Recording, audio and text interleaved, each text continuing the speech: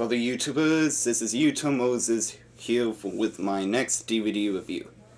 Now, back in 2007, there were two really great Stephen King movies released, and they were 1408 and The Mist. But today, I'm going to review 1408.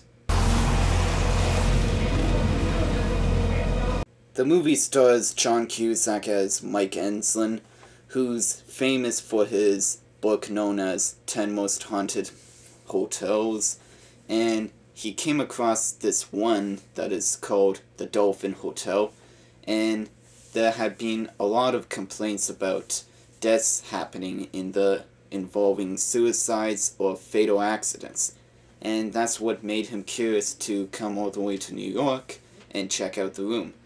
But the manager, played by Samuel L. Jackson, keeps on wanting him not to go in there, but he does anyway, and then he just gets trapped into his own nightmare, finding no way out whatsoever.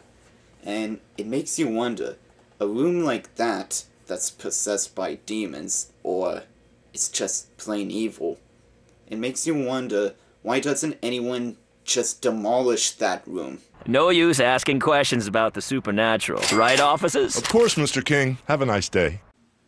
That would pretty much explain it. Now, I very much like most of these movies based off Stephen King's novels, and 1408 is no exception, but John Cusack's performance was, since this was his first horror movie that he starred in, according to his filmography.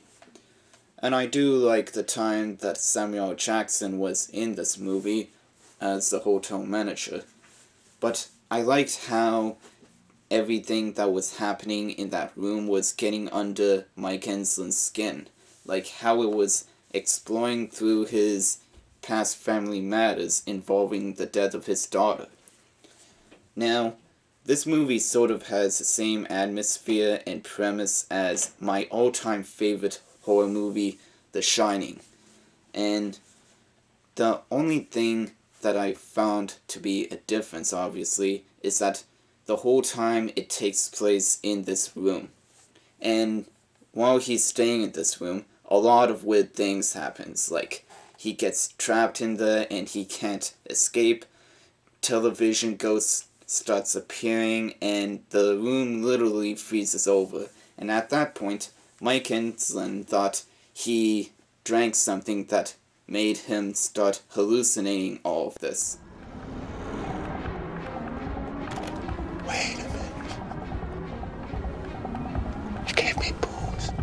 He gave me booze. Did he take a sip? I can't remember. He dosed me. It was the booze worth of chocolates. Never take candy from strangers. All right. I'm just hallucinating.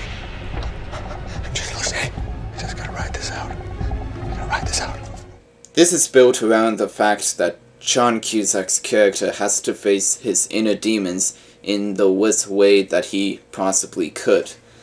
And I thought he carried the film through the whole thing greatly, while gradually expressing his insanity through parts of it. And this movie basically relied a lot more on terror rather than on the trite jump scares or any other horror cliches that you would see in half the horror movies. But it would make me wonder if Beavis and Butthead were in 1408 and how they would change the film completely.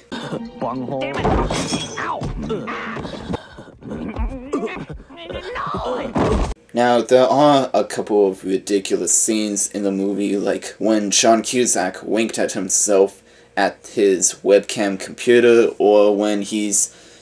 I like all the camera angles done by the director Michael Hafstrom, and this is his only film that I've watched of his, but I have heard of another movie that he made called Derailed with Clive Owen.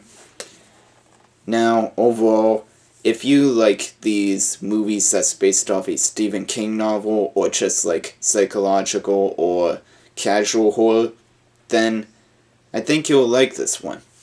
Out of 5, I give it 3.5 stars out of 5. Now, I should probably go on with the special features, Unfortunately, this isn't the 2-disc, but the extended director's cut, including alternative ending. Haven't watched it. Haven't watched the ending yet. But here it goes. We have feature commentary by the director and writers, Scott Alexander and Larry Kazuki. It's a hard name to pronounce. Anyways, we have the secrets of 1408, deleted scenes with optional commentary. And that's basically it. So, that's all for my review. Rate, comment, and subscribe, and I'll be back with The Mist. Until then, this is Yuto Moses, signing out.